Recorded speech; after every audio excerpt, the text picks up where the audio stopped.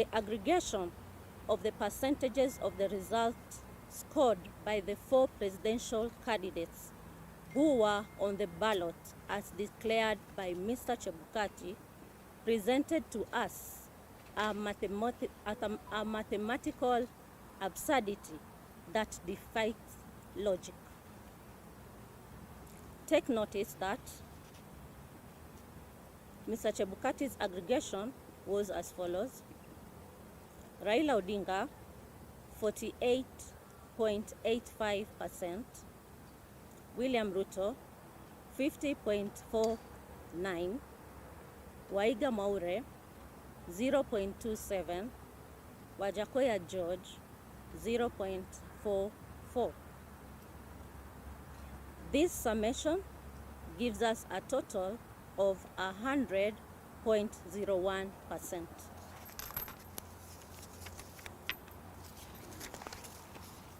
The 0.01% translates to approximately 142,000 votes, which will make a significant difference in the final results. We therefore decline to take ownership of the said results because the aggregation resulted in a total exceeding the percentage of 100, which cast doubt on the accuracy of the source of the figures tallied, and when we demanded that we verify our record, the chairman declined, overruled us, and insisted on declaring and announcing the said results. That, number 2,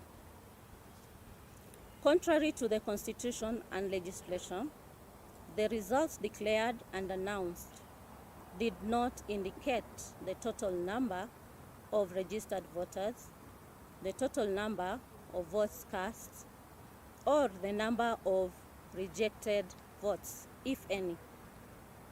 In this regard, the results announced by Mr. Chebukati lacked a critical ingredient, namely the total number of valid votes cast to support the percentages scored by the 4 candidates. Unless demonstrated otherwise, we all know that the percentage is essentially a fraction of a whole number.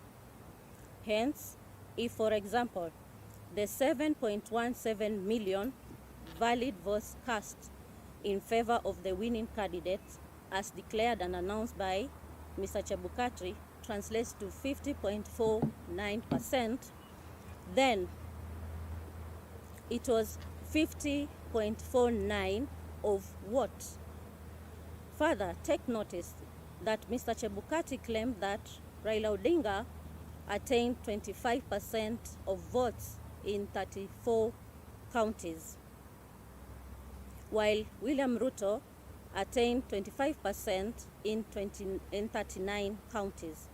The question is, which figures in the 34 and 39 counties respectively constituted the independent variable to warrant the conclusion of 25% in 34 counties and 25% in the 39 counties for Raila and Ruto respectively? In the absence of a credible and verifiable explanation, we concluded that the process that went into generation of Form 34C, which he used to declare results of the presidential election, was opaque and incapable of earning our ownership and confidence. Number 3, guided by the authority of Maina Kiai case, petition number 106 of 2016, as upheld by the Court of Appeal in Civil Appeal number 105 of 2017 and affirmed by the Supreme Court of Kenya, we state categorically that the results of the presidential election held in August 9, 2022, declared and announced by Mr. Wafula Chebukati on August 15, 2022, belonged to himself and do not represent the declaration and announcement by Independent Electoral and Boundaries Commission.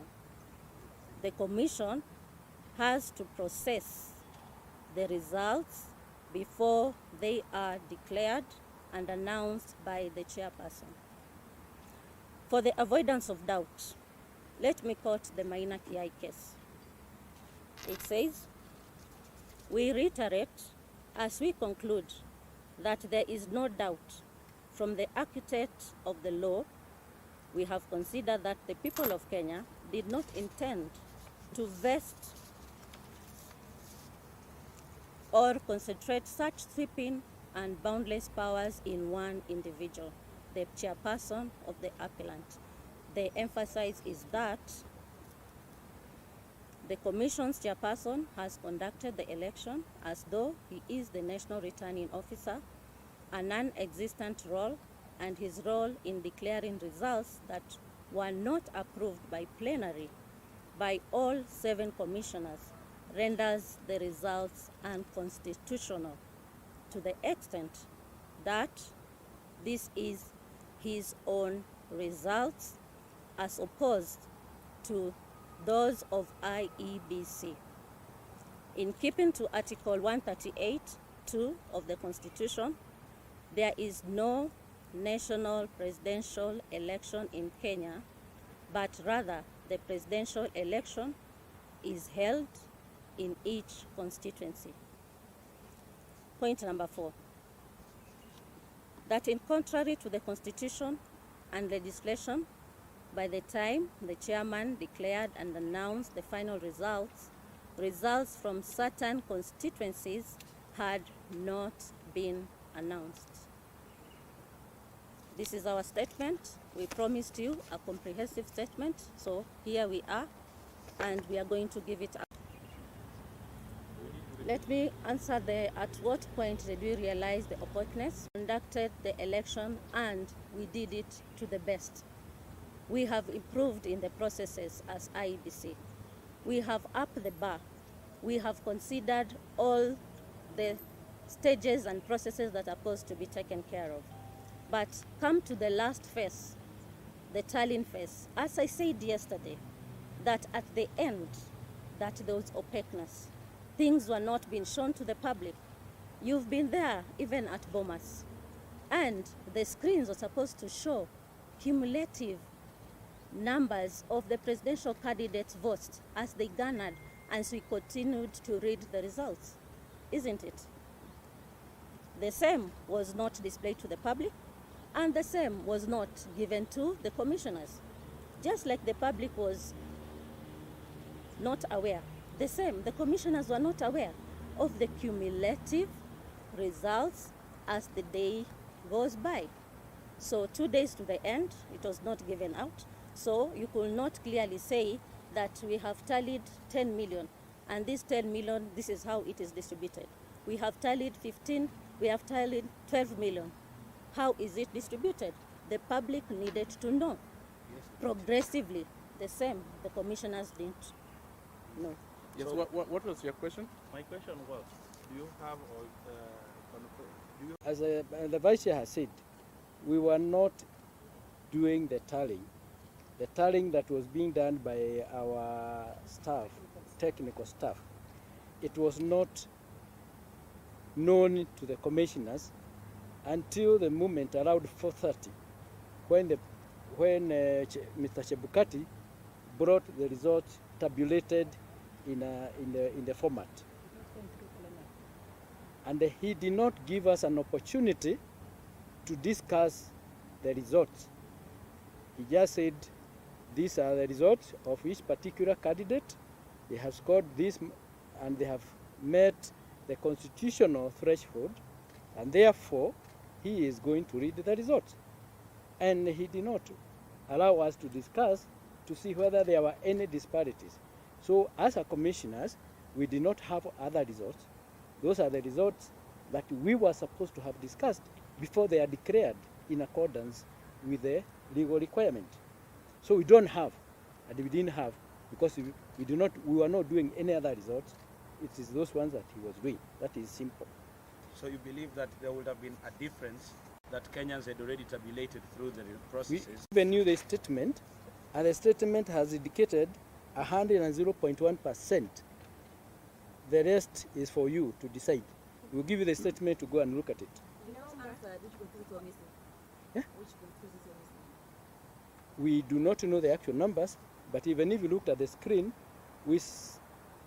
before the results were announced by Mr. Chebukati, there was they were required to announce constituencies that have not been announced. There were about 20 or slightly 20, between 20 and 30. We know that because Professor Ngurie was carrying the files to go and announce those results before Mr. Chebukati announces the presidential results. My question is... Oh, okay, so, sorry, can we hear your question? Let me tell you, we are going to take question. Let me answer. Yes. We have said very, very clearly, and I want you to listen, that the final tallying of the results was not brought to the attention of the Commission, so I will not be able to answer that question. It's only Mr. Chebukati who can answer that question for you. Okay. Yes. Another question? Did you realize that? In ownership, because it was not brought to our attention to look at them, analyze them, process them as it is required, even in the legislation. So I will not be able to answer that. My question is, Madam Chererera, if you say you do not know the numbers and you are not involved in counting, but you partook in the process of announcing the same results, someone asked, then what was your role at the Bomas of Kenya?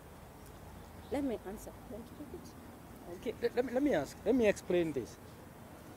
We announced the results from several constituencies, all of us, and all the members of the commission.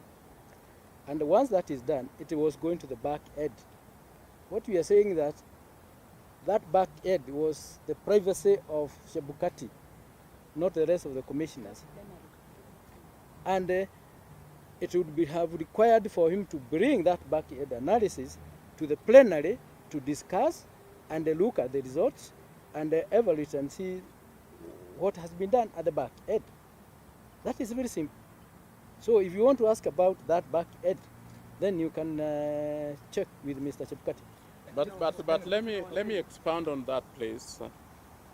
The issue that we have, and I want to make this very clear, with the process, is the involvement of commissioners in making a decision that this is the final product that we are giving to the people of Kenya.